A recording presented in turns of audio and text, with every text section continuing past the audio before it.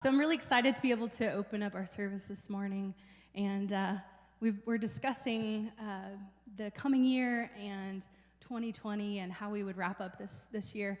And we were talking about how, like, vision and eyesight, what do you think of when you think of 2020? And what a great reminder and a great play on words the word 2020 is. And, I was thinking, like, how cool it will be to be writing 2020 on our checks, if you still do that. You're having to see your 2020 calendar. You're seeing 2020 in front of you all the time. And I pray that once we're done speaking this morning, that it will be something that will be a trigger in your mind to remind you to keep your focus, keep your goals and your visions in the right place every time that you see it. So I don't have a ton of scriptures. I do have pictures. But I don't have a ton of scriptures, but I'm pretty certain that my dad will probably have plenty for both of us. He's up next, and he'll be sharing about vision and the importance of having vision and goals and how to set yourself up for success. One of my favorite quotes is, if you fail to plan, then you plan to fail. So one of the questions I want to pose is, how do we set ourselves up for success? One of the things that I want to talk about this morning is triggers. I think that there are plenty of negative triggers throughout our life, whether that's people at work or your family or personal, like, self-talk or memories, things you see or remember that trigger feelings and responses in your life. And I think that many of those negative triggers we can't control. We can't control Sally coming to work with a bad attitude and speaking to us like we're stupid. Like, we can't control those people. We can't control those things that happen to us, but we can control our responses. And I think that it also requires us to create space for positive triggers to happen in our lives.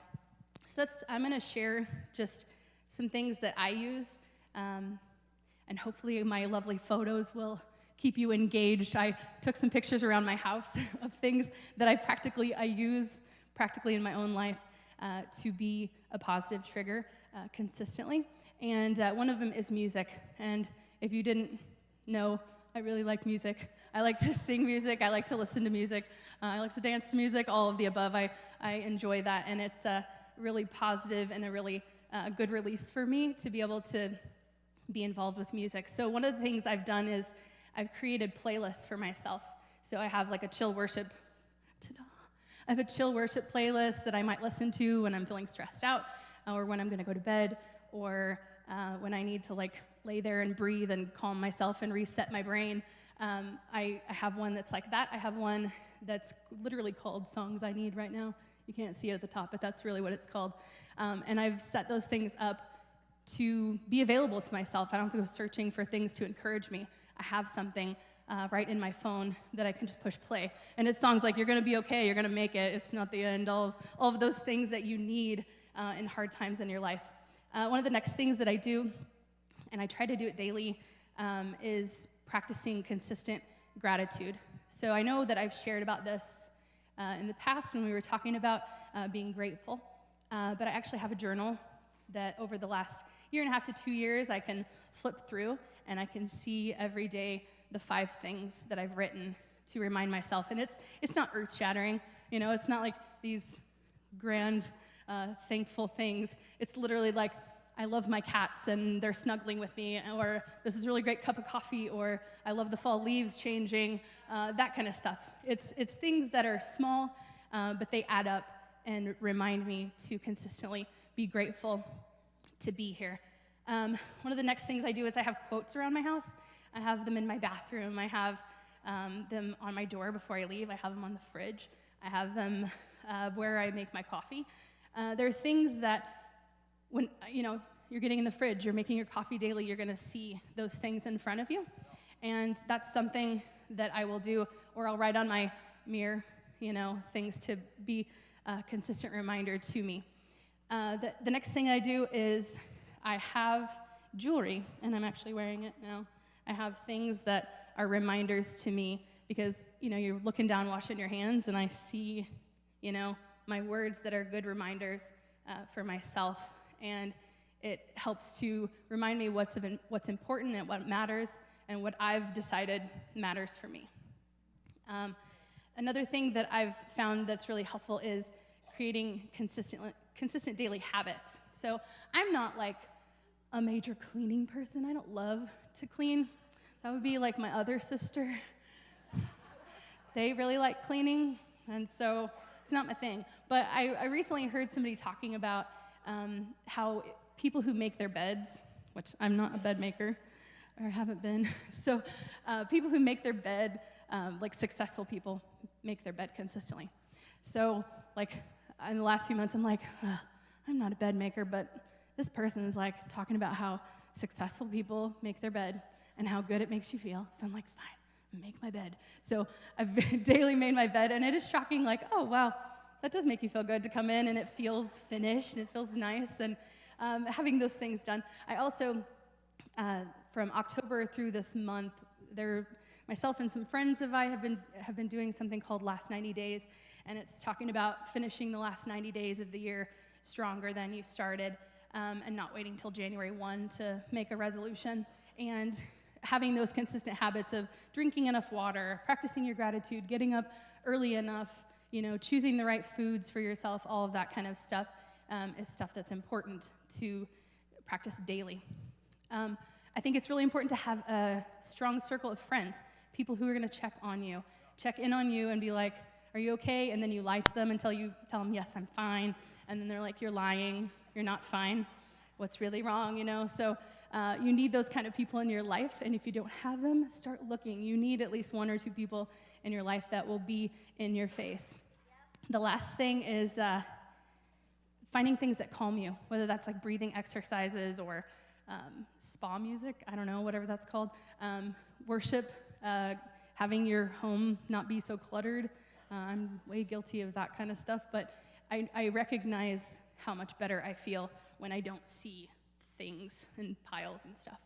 So that's, yes, my dad's like king of clean. So the next thing I want to talk about is coping. So I think that we always have to find healthy ways of coping, because we can't avoid stress, we can't avoid emotions, we can't avoid our job, we can't avoid the stresses in our home or finances or whatever it might be. Those will always be there. Unless you're a hermit and you run away in the mountains, you will have to interact with people, and you probably will have stress. And the suicide rate among like seemingly happy people is alarming. I don't know if you've noticed the trend. I think when it happens with famous people, we really are talking about it. But the amount of people who seem happy, who seem okay, who's like nobody would have ever expected, I thought they were fine. Those people are not. They're not okay. And they don't know how to cope. They don't know how to deal. And too many of us are not taught coping skills. So we mimic the ways that we see from our parents, or that we see from people around us, or we try to figure out our own ways of coping to make us feel better as a child, and then we set those trends for our life. And it's either unhealthy coping or possibly avoidance, like maybe it'll change, maybe it'll get better if I just ignore all my problems.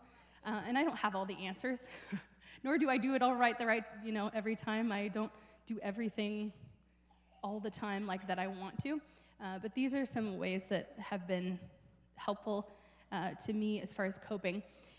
Being active, and I think we all know that's probably true, and nobody really probably loves it. Whether it's like walking or dancing around the house or go to the gym or going on a bike ride or whatever, I think being active, even a minimal amount of time a day, does something to you, does something to your brain, to your energy. The second thing is journaling. For the longest time, I avoided journaling. I was just like, I don't want to write out my feelings. I don't want to write out my thoughts. I don't really want to face any of that stuff. So I didn't. But my counselor had told me, she's just like, just write whatever. Like, just random, just keep writing until you're done. So whether it's random things that I'm thinking, or things that happen during the day that I want to remember, or feelings or thoughts or whatever, I just kind of throw up on my paper. And then it's amazing how much better you feel when you get it all out. So the next one is self-care. I think that it's really important to reset your brain, and oftentimes we hear self-care and all the guys are like, yeah, I'm not getting a massage. I'm not doing that. Because we assume that it's going to cost us big money to care for ourselves or to think about ourselves. And a lot of times we don't want to. We're like, we don't want to take the time to think about ourselves or to make sure that we're okay. But whether it's like breathing or relaxing music or exercises or candles or a face mask, sorry guys, I don't know how many of these are mine, so they may not apply to you. But like reading, singing, playing with makeup, a bubble bath, all those things, the guys are just like, you lost me. The next thing that I find really important is seeing a counselor. I think oftentimes we wait till the last resort, till we're really, really messed up. Then I'll go see a counselor, then I'll talk to a professional. Or you're like, oh, I talked to my best friend about my problems. But my opinion is unless your best friend is a therapist, they're gonna maybe give you good advice, but they probably can't really help you with some of the issues that you might really have. And I've seen the same counselor since like 2012, off and on. And it's interesting to me the difference between talking to a friend, talking to a parent, talking to a coworker, versus talking to somebody who knows what they're talking about. And they have a degree on the wall, and not everything they say is perfect, but ways of coping, ways of dealing, and different ways of seeing things that you maybe never saw before. The next things are affirmations or statements, such as scriptures or who God says you are, making those statements. And sometimes we think like, well, that's really weird. You're like, oh, I'm God's child. Okay. Like, it's really can be kind of strange to say it to yourself. Maybe you don't believe it, and so it can be difficult. Some of the statements that I've written for myself to remind myself and often speak over myself, sometimes in faith because I don't believe it about myself. Some of those things are like, you're brave, you're strong, you're smart, you're loyal, you're loving, you're powerful, you're genuine. Even when you don't feel that way about yourself, this is who you are. This is who God says you are. And I think it's so important to proclaim those things over ourselves, especially because we don't believe it about ourselves. So the last one is being aware and connecting to your feelings, which some people are like, I don't want to think about my feelings. I don't want to feel my feelings. But I think that you can't properly respond unless you actually connect and understand, like, what am I thinking? What am I feeling right now? And being aware in that moment. So I'm going to be real honest. We're like getting real here. So something that I've never shared publicly really, is I had my counselor told me years ago that I had an eating disorder, and I didn't want to accept it. I'm like, I'm not going to say that. I'm not going to claim that. You know, we hear the whole Bible thing, like, if you say it over yourself, then it's going to become true. And I'm like, I don't want to think about it. And I had just a really unhealthy and dysfunctional connection with food and the thoughts around it and the feelings around it. And it sounds silly because it's like, that's strange, but I wouldn't accept it. For the longest time, I didn't want to think about it. I didn't want to talk about it. But until I was ready to admit it and to face it, I couldn't fix it. And I think so many of us are in situations where we don't want to talk about these things that hurt, these things that are hard, because it takes a lot of work to fix it. It takes a lot of work to face it and be like, wow, okay, this is a problem, and I have to deal with this to get better. So a quick story about coming to terms and being aware with your feelings connected to my story. So I had started in the summertime reading this book about eating issues, and it was really hard to read some of it because it hit way too close to home, and it was too painful sometimes, and they force you to do activities and force you to do work behind what they're telling you. And one of those things was a food mood journal, and what that is you have to write the time and the food and the feeling that you were having at the time you're eating the food, and then what caused that feeling. So it might be, okay, I ate ice cream, and I was feeling sad because my best friend said a lie about me, right? So whatever it might be, there's a reason why you're feeling this feeling. So I had been feeling kind of sad and lonely, and so I was trying to have a good coping option. I'm like, I'm gonna go work out. This is a good choice. So I'm gonna go work out. And so I get all ready, and I'm like, oh, I have to go to the grocery store because they're gonna close, and I need to get toilet paper before they close. And so I went in there, got the toilet paper, and then I passed by the ice cream. And I was like, oh, ice cream sounds really good. And I'm like, if you're not aware of different ice creams, there's one that's called Halo Top, and it's like a healthier version of ice cream. Doesn't have as many of the bad things in it. So I'm like, ooh, I could get that, and then I'm like, I am going to the gym, so I'm like justifying why this is a good choice. And I'm not eating like Haagen-Dazs, and I'm not eating Ben & Jerry's. I mean, it's a good option, and it fits in my food plan. So I'm justifying the whole time, standing, like trying to pick what flavor I want. And I'm going to work out anyway. So I'm standing there, and I'm like, oh, I'm going to have to write this down. I don't want to write it down, because I'm like, what am I feeling right now? Oh, okay, I was heading to the gym because I feel sad and lonely. Like, I'm going to have to write that down, and I don't want to write it down. And so I was like, dang it. So, like, in my head, I'm weighing this out. So maybe my body, because it's a healthier option for me, maybe my body sees it as a better option than something that's, worse in calories or sugar or whatever. But my emotions and my feelings don't see it any differently. And it was that moment, it was like a light bulb for me. And if you've never dealt with eating issues, you may have to apply this to your own struggle or your own issue. But it was like that moment I connected, oh, I'm self-soothing. I'm going to go choose a better option. I'm justifying that I'm going to work out, and I'm only going to eat a portion, and I'm going to stay on my plan. But in my emotions, I'm still responding in a way that I don't want to respond. So I had to choose in that moment to change and shift the narrative in my head. So I'm standing in front of the cooler, and I'm like, oh, dang it. Like, I recognize, and I really want the ice cream still, but I know I shouldn't, because it's not that it's not healthy food-wise, but it's not healthy emotionally for me. So I'm like, walk away, Liz. Walk away, walk away. And I'm trying to pump myself up to walk away. And so I'm out loud saying, walk away. And I look over, and there's this lady staring at me. I'm like, not you, walk away. Me, I'm walking away, right? So I have to leave. But I walked away, and it was such an empowering moment for me. It was literally the first time that I connected my feelings, my thoughts with my responses, and how I had unhealthily done that in the past. And so I think we often don't recognize that there's a problem until it's too late. We let our lives happen. We let, just coasting by. We let those things happen because we don't have habits in place, and we forget to be consistent. We don't have those things in front of our faces to remind us to do the things, to say the things, to all that. And then we get surprised or blindsided when everything kind of starts to fall apart.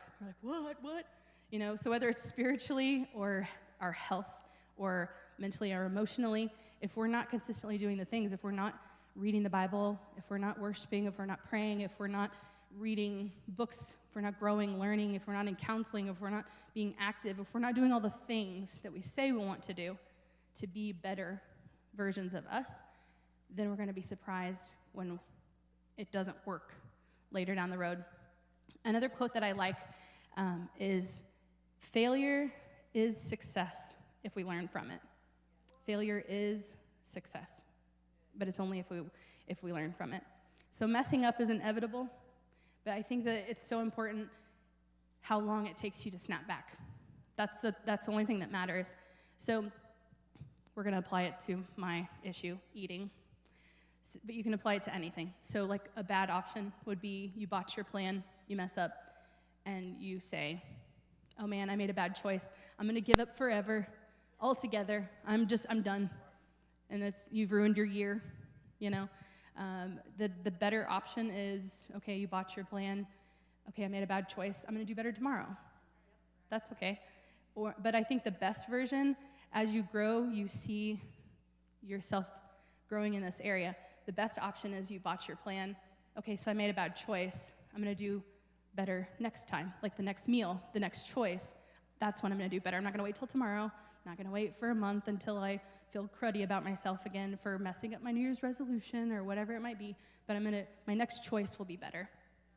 So one of the last things that I want to talk about is my word for this year.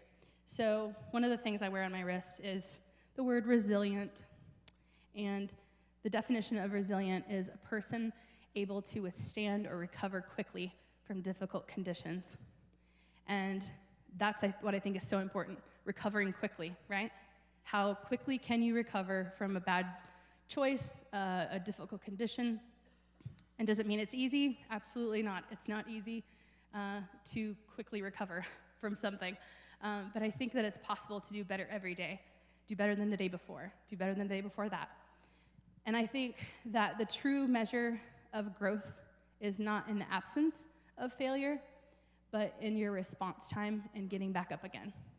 So I just want to encourage you guys, no matter what happens, no matter what choice you made or may make, like, get back up and get back up again and again and again, and you will never fail if you keep getting back up again.